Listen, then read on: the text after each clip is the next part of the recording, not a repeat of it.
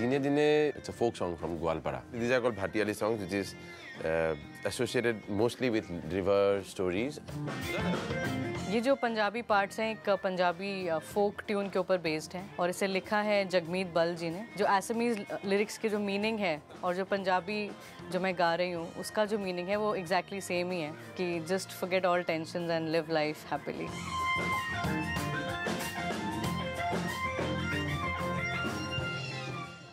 This song is basically it's saying your body is just a gift of nature. And day by day, it's going to erode. You are like thinking too much about what you've done, what you've not done, but you never get time to thank the universe or the God that you've actually been gifted a life with such a nice body.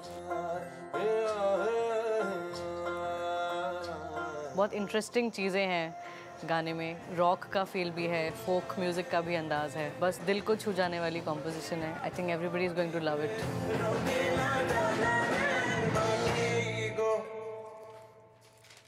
गोशाएं जे गोन रोंगे